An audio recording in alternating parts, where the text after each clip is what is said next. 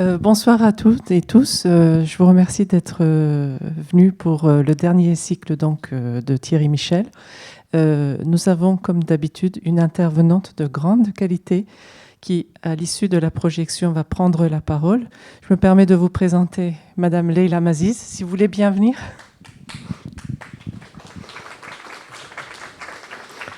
Je vais lui laisser se présenter. Après, j'ai quelques petites annonces à vous faire, pas très longues, et on passe à la projection. Merci. Bonsoir. Je m'appelle Leila Maziz, je suis chargée de programme au Centre du patrimoine mondial de l'UNESCO, à la section Afrique, où nous travaillons sur la protection du patrimoine culturel et naturel. Et en l'occurrence, je m'occupe plus particulièrement de la République démocratique du Congo, qui a 5 sites inscrits au patrimoine mondial et qui sont tous des sites naturels. Voilà, on pourra échanger à ce sujet après la projection. Merci. Donc, j'ai quelques annonces à vous faire. Le 7 juin, nous sommes en tant qu'association DLP 15. Je ne vais pas vous expliquer, vous avez des brochures qui sont à l'accueil qui vous donneront une idée. Et puis nous avons aussi notre site si vous voulez avoir d'autres informations. Nous sommes à la fête donc, de quartier au marché Cervantes qui se situe place Kandinsky, au 49 rue Bargue. C'est de midi à 18h. Il y a vraiment beaucoup de choses, beaucoup d'animations, des repas qui sont préparés par des associations. Donc vous êtes les bienvenus. Ce même schéma se reproduira pour la fête de Ballard qui a lieu samedi 13 juin de midi à 18h également. Et le 4 juin, pour ceux qui sont férus de démocratie participative, il y a un conseil de quartier qui se déroulera à l'école élémentaire 5 avenue Porte de Brancion. Donc l'ordre du jour est très important. Il va y avoir des échanges assez importants avec la salle et les élus. Vous êtes cordialement invités, c'est donc de 19h à 21h. Et nous allons clôturer avec ces événements festifs, donc une année bien chargée. Et il y a une chose aussi que je tiens à partager avec vous tous. Vous nous connaissez peut-être un peu, peut-être pas du tout, mais pour la première fois cette année, notre association a été sollicitée par l'école alsacienne qui, depuis une petite dizaine d'années, demande des stagiaires, des stages auprès des associations. Et notre association a été sollicitée auprès des grandes associations comme l'UNICEF ou la Croix-Rouge. Nous allons avoir 4 stagiaires qui vont venir et essayer de comprendre donc la vie associative d'une part et la démocratie participative d'autre part. Je m'arrête là et on va passer à la projection. Merci.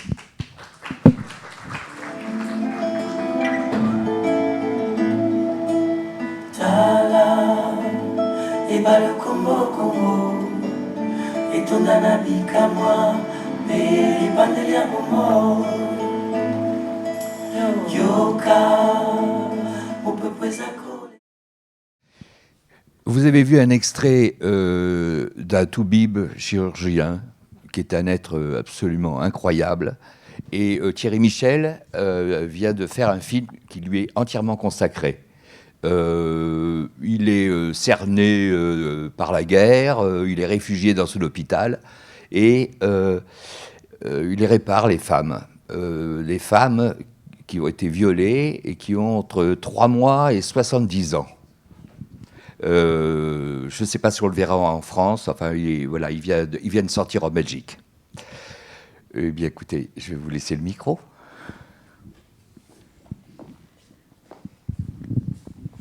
Je me mets là. Pardon. Merci. Bien, en fait, ce film part du fleuve Congo, sans entrer dans tout ce qui relève des êtres humains, du transport et du fleuve. Nous travaillons dans le cadre de la protection de la biodiversité autour du fleuve, puisque le bassin du Congo représente aujourd'hui le 2e poumon de la Terre, en tout cas le bassin le moins déforesté du monde et le plus protégé. Et en République démocratique du Congo, il y a la biodiversité, une des plus riches au monde et en même temps une des moins étudiées, explorées. Donc à travers notre programme, comme vous avez pu le voir, le fleuve Congo doit faire autour de 4500 km, traverse la RDC dans son entièreté avec plusieurs affluents, voire des milliers. Et donc nous travaillons à la protection des sites du patrimoine mondial. puisque la République démocratique du Congo est le patrimoine en situation de conflit. Puisque comme on a beaucoup parlé de guerre, on donne un statut de post-conflit, mais la République démocratique du Congo, dans certaines de ses régions et de ses provinces, a encore affaire à un certain nombre de rebelles. Le nombre de victimes et le nombre de femmes violées dépeignent bien une situation où on ne peut pas parler de paix. Donc il y a le conflit de la région des Grands Lacs et à travers ces sites du patrimoine mondial, qui ne sont pas uniquement un label au terme de patrimoine mondial, c'est-à-dire un endroit que l'UNESCO protège. C'est aussi parce que, comme on a pu le voir à travers les carrés miniers, et la République démocratique du Congo est très riche en minerais. Et en général, ce sont aussi là où il y a ces parcs naturels, parce que la richesse géologique et le sous-sol, et aussi les forêts, font que tous ces endroits sont aussi les 4 sur 5 des sites de conflit. Donc envahis par des groupes rebelles. Nous avons aussi un certain nombre de minerais qu'on peut voir, coltan, cobalt, maintenant pétrole. Et à travers notre programme et nos activités, nous tentons d'utiliser les atteintes à l'environnement pour pouvoir attirer un peu de médiatisation et d'activité de médiatisation et de communication autour de ce qui se passe en RDC. Un simple fait divers pour essayer d'illustrer mes propos. En 2007, une famille de gorilles a été décimée en République démocratique du Congo, dans le parc national des Virunga. Et nous avons eu beaucoup plus de couverture médiatique autour de la situation de conflit et l'occupation des groupes rebelles que la plupart du temps, comme ce qui se passe pour ces femmes violées, parce qu'en RDC, nous appelons le viol comme... il est dit que le viol est une arme de destruction massive. Donc voilà, c'était juste pour l'introduction, sans rentrer dans les détails de ce que nous faisons. Et si vous avez des questions auxquelles je peux répondre. Moi, je voudrais que vous exposiez un peu toute votre politique, parce qu'on ne la connaît pas tellement. Moi, j'ai découvert. D'accord. C'est-à-dire que vous financez même, vous assurez même les salaires des gardiens de ces réserves quand la République n'a plus les moyens de les maintenir. Donc, en fait, vous assurez pour la planète la sauvegarde de cette zone en payant des salaires notamment, mais vous faites, je présume, bien d'autres choses. Oui. Même, alors, en fait, la Convention du patrimoine mondial est le plus ancien outil normatif adopté à l'UNESCO, donc tout le monde connaît le label patrimoine mondial, où il y a des sites inscrits, notamment Paris, les quais de la Seine. Il y a aussi des sites en Afrique, et 80% des sites sur 1000 uniquement sont inscrits au patrimoine mondial de l'UNESCO. Et la particularité du continent africain, c'est que c'est 50% des sites naturels, ce qui est relativement exceptionnel, vu qu'il n'y en a que 200 dans le monde sur les 1000, puisque la plupart des sites sont des cathédrales, des centres-villes urbains. En République démocratique du Congo, c'est un peu il y a eu ce passage dans le film où on parlait de l'ère moboutiste. Il y a 5 parcs nationaux classés qui... la RDC représente 65% de la forêt amazonienne, le pays faisant à peu près 2,5 millions de kilomètres carrés. À travers ce poumon vert, cette année on va beaucoup en parler puisque la France va accueillir en mois de novembre la conférence sur le changement climatique. À travers ce programme a été créé en 2000, au moment où il y a une nouvelle guerre dans la région des Grands Lacs. La RDC est entourée de 9 pays. Donc ce n'est quand même pas le pays le plus à l'abri et qui fait l'objet d'énormément de convoitises de la part de certains pays voisins et aussi au niveau national. Donc il y a eu ces parcs qui ont été classés et ce programme a été créé en 2000 par l'UNESCO pour pouvoir ramener les agents des parcs nationaux comme étant du personnel neutre. Ils ne sont d'aucun clan. Ne sont ni, par exemple, les Simba Maïmaï occupent pas mal l'est de la RDC. Ce sont des principaux groupes rebelles qu'on peut trouver dans certains parcs classés. Et à travers ça, la neutralité des agents de l'État, l'UNESCO avait financé dans sa première phase, parce que ce programme existe depuis l'an 2000, les salaires des éco-gardes, les équipements, et était une des rares institutions à être restée en place. L'ensemble des partenaires avaient fui. Ensuite, nous sommes allés vers plus de stabilisation, et nous avons tenté, à travers ce programme, de garder de rétablir la paix, repayer des salaires, construire des infrastructures. Par exemple, dans le nord de la RDC, pas plus tard qu'il y a 2 ans, une clinique a été construite grâce à des appuis extérieurs, reconstruire des écoles, car ce ne c'est pas purement et simplement de la conservation de la nature ou une organisation ou un programme où on souhaite protéger plus les animaux que les êtres humains. Il est toujours beaucoup plus facile d'entrer sous un label de protection de l'environnement, mais derrière, il y a aussi énormément de programmes qui peuvent permettre du développement, pas forcément durable, mais du développement le plus primaire qu'on peut apporter aux populations locales. Qu'est-ce que vous faites pour arrêter ces spéculations sur les matériaux, puisque vous êtes quand même lié à l'ONU, oui, à d'autres forces? Or, derrière tous ces mercenaires, en fait, il y a des multinationales qui souhaitent tout faire sauter pour exploiter au maximum les minerais, le pétrole.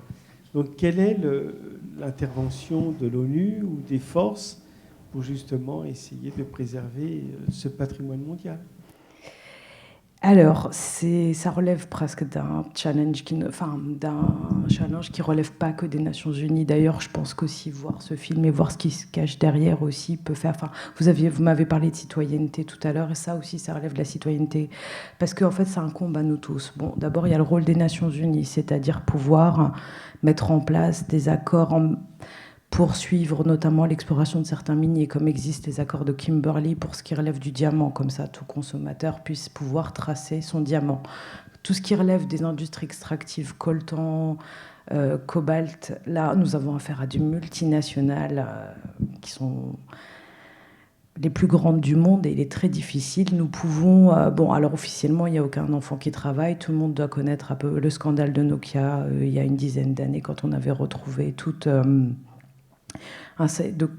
Donc nous travaillons un certain nombre de leurs champs d'exploration où il y avait des enfants mineurs, même si officiellement Nokia n'a aucun carré minier en RDC.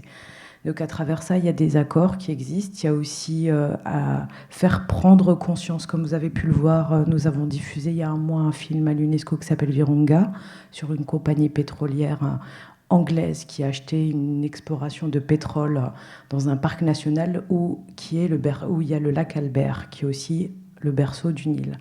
Donc, à travers la lutte contre l'exploration pétrolière, nous tentions, à travers notre programme et l'action de l'UNESCO en général, pas que notre programme, de protéger les pêcheurs. Parce que 80% des communautés locales vivent de la pêche, vivent du bois, vivent des ressources naturelles et traditionnelles. Donc, qu'avons pu nous faire à l'UNESCO concrètement? En appeler au gouvernement britannique, puisque aucune compagnie européenne normalement ne doit entraver ces règles internationales. Le gouvernement britannique, le gouvernement français, nos réunions internationales, au bout de 4-5 ans, les gouvernements se sont désolidarisés de leurs compagnies, ne rapportant plus aucune aide extérieure. Ensuite, nous avons pu, à travers un certain nombre d'institutions et d'ONG, médiatiser. Le cas du parc national des Virunga, des ONG comme WWF, WCS en appelant leurs citoyens, et ensuite un certain nombre d'investisseurs de cette compagnie se sont retirés.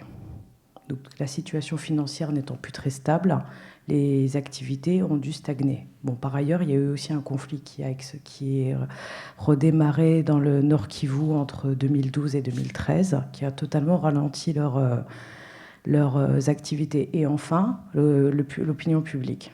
L'opinion publique, pour qu'on puisse suivre la traçabilité de certains produits. C'est-à-dire, quand nous avons des compagnies telles que Shell et British Petroleum qui, à travers leurs accords, n'exploitent pas dans les 10% de la planète qui sont classés en aire protégée internationale.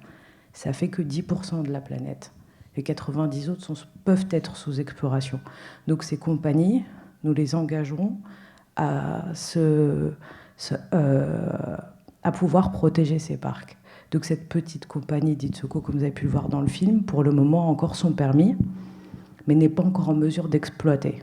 Parce que donc c'est aussi à nous de créer aussi derrière toute une chaîne, et comme vous parliez de citoyenneté, de se dire, bon, d'où viennent mes produits, d'où viennent, pas que par rapport aux minerais, mais un certain nombre de produits qu'on peut trouver aujourd'hui sur le marché. Parce que discuter avec les industries, il est très difficile à travers des programmes. Pour nous, c'est un peu David contre Goliath. Ensuite, il y a des programmes comme le programme des Nations Unies pour l'environnement, il y a la MONUSCO, la mission des Nations Unies en République démocratique du Congo, tenter de contrôler les flux, les importations, les exportations. Mais comme vous avez pu voir, ces enfants qui sont payés par une personne locale qui ensuite transporte ces minerais pour aller les vendre un peu plus loin dans un comptoir sans en signaler la provenance.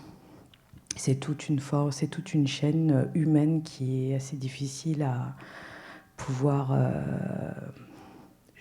arrêter, en tout cas stopper ces activités. Mais il relève un peu aussi de notre comportement à nous, peut-être, de faire en sorte que certains produits sont plus labellisés que d'autres.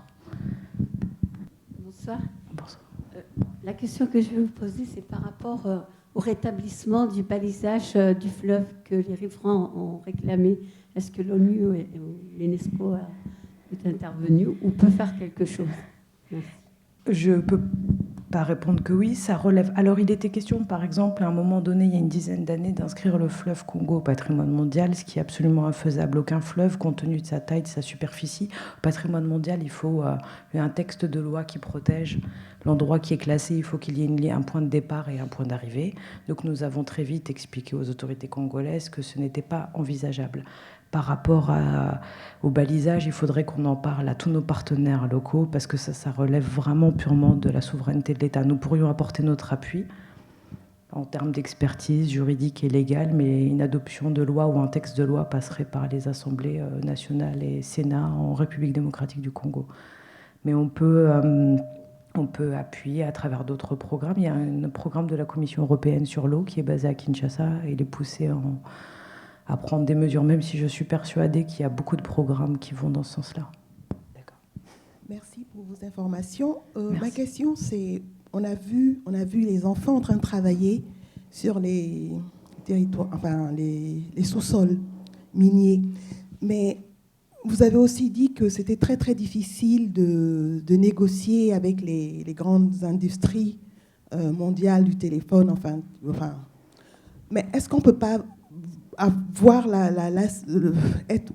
adopter une réelle politique en exigeant d'eux de construire de faire en sorte que ces enfants-là, puisque tout le monde croit que les enfants ne travaillent pas, ferment les yeux dessus, mais au moins construire des écoles, ou pas construire, mais il y a un système avec l'UNICEF d'écoles d'urgence, pour qu'ils ne puissent pas être laissés pour compte au niveau de l'éducation quand même.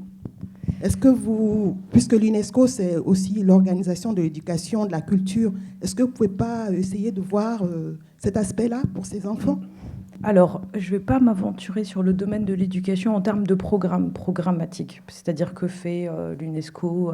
Il y a aussi énormément d'ONG de l'éducation. Il y a l'UNICEF, il y a l'UNESCO, il y a une présence d'ONG et d'appui internationaux RDC relativement important. Par rapport aux industries, aux grandes industries du CAC 40, il n'y en a aucune dans son règlement qui vous avouera ou qui vous dira de toute façon c'est interdit en Europe. Il y a des principes qui s'appellent les principes de l'OCDE et les principes de l'Équateur où il y a des chartes.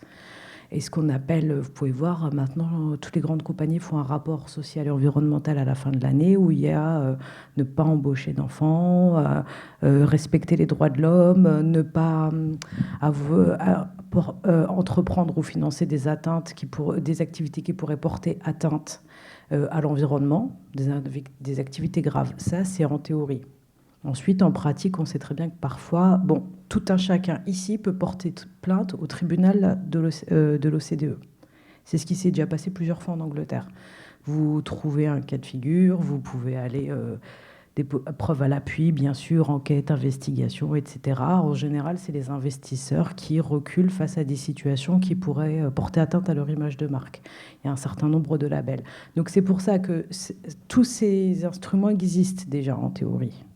Ensuite, c'est à nous d'essayer de, soit quand on a un cas, de le médiatiser, d'appeler la presse, les journalistes, le signaler dans des rapports, se rendre à la compagnie simplement. C'est aussi une des forces de l'UNESCO d'avoir pu discuter avec un certain nombre de grandes compagnies, en tout cas celles qui sont basées en Europe, et puis à travers notre réseau, celles qui sont cotées à la Bourse de Londres, et à travers beaucoup d'ONG de l'environnement. Quant au travail des enfants, alors, comme je vous disais, je suis sûre qu'il doit y avoir une école à proximité. Après, quand un enfant ou la famille a besoin d'être nourri, qu'il y ait une école à proximité ou pas, parfois on va l'envoyer travailler. Mais par contre, effectivement, je pense qu'il y a aussi des écoles aménagées. Les programmes ne sont pas tous similaires. On ne va pas 6 heures à l'école, on ne s'assoit pas pour apprendre. Mais il y a des programmes aménagés où on permet à certains enfants de travailler. Mais par rapport aux aspects programme pur et dur, je ne peux pas vous dire où le Katanga, je pense que vous avez aussi projeté Katanga Business. Donc ça parle que de cette région minière au sud-est de la RDC, des régions les plus riches de la RDC. Donc après, une région qui est plutôt autonome parce que son gouverneur est impliqué. Mais quant au travail des ONG du secteur de l'éducation, je ne peux pas rentrer dans les détails. Mais les ONG d'éducation, et notamment l'Église, est omniprésente. Et l'éducation relève beaucoup du mandat de l'Église en RDC. Enfin, l'État n'est pas présent. C'est un parent qui va envoyer son enfant à l'école passe à travers les institutions religieuses. J'ai eu affaire au patrimoine de l'UNESCO pour un autre fleuve africain, le fleuve Niger. Là, il n'est plus dans un seul pays, il est dans plusieurs pays. Est-ce que vous pouvez nous dire la politique de protection de tous ces monuments, à peu près, hein, c'est pas, oui. Sur quand un fleuve traverse plusieurs pays et où là, il y a une coordination inter-État? Alors, le fleuve Niger, je connais le programme sur le fleuve Niger, il n'est pas inscrit au patrimoine mondial. Il y avait un programme de protection des bassins versants, tout ce qui relève de... Le fleuve Congo va aussi au Congo-Brazzaville, en Zambie, donc on parle aussi de 3 États qui partagent le fleuve. On ne peut pas objectivement encourager des inscriptions de ce type-là, parce que en fait, comme je vous dis, il y a un plan de gestion, il y a des plans d'aménagement du territoire, il y a des lois, on contrôle les activités on contrôle, en tout cas, on essaie de surveiller les activités autorisées dans les sites du patrimoine mondial, notamment les industries extractives sont interdites dans un site du patrimoine mondial. A priori, nos règles ne permettent pas d'avoir une exploration pétrolière dans une forêt classée au patrimoine mondial. Donc, sont surtout le fleuve Niger, le Nil, l'Amazone aussi. À un moment, il y avait une grande réunion qui parlait d'inscrire au patrimoine mondial tous les grands fleuves du monde. Soyons réalistes, ça me paraît difficile. Ensuite, de ce qui relève des sites transfrontaliers, il y a un site transfrontalier à la frontière du Congo, du Cameroun et de la République centrafricaine qui s'appelle le Trinational de la Sangha, qui se partage. C'est le seul site au monde qui est partagé entre 3 pays naturels. En tout cas, un site transfrontalier. Donc, les États collaboraient depuis 15 ans avec des brigades communes, c'est-à-dire un éco-garde camerounais pouvait aller en Centrafrique, qui pouvait aller au Cameroun, arrêter un braconnier. Il y a aussi un fleuve qui s'appelle la Sangha. Donc il y a un plan de gestion commun, il y a pas des lois communes, mais il y a des lois partagées. Les ministres se rencontrent régulièrement, ça a été un travail de 15 ans, appuyé par des bailleurs très importants comme l'Allemagne et la France. Donc en fait, c'est ce qu'on appelle un processus soit d'un bien en série, et sinon il y a un site transfrontalier, c'est quand un site est partagé entre plusieurs pays. Quant au fleuve, je ne pense pas que ce soit faisable. Non, en termes humains, ça ne serait pas possible pour gérer un site de cette taille-là, parce qu'un des principaux requis d'une inscription, c'est sa gestion. Et avoir les ressources pour gérer un site, ça serait classer la moitié de la République démocratique du Congo. Merci beaucoup. Merci à vous. Et je suis désolé, on a eu quelques incidents techniques qu'on n'a pas pu réparer en cours de projection. La prochaine fois, ce sera mieux.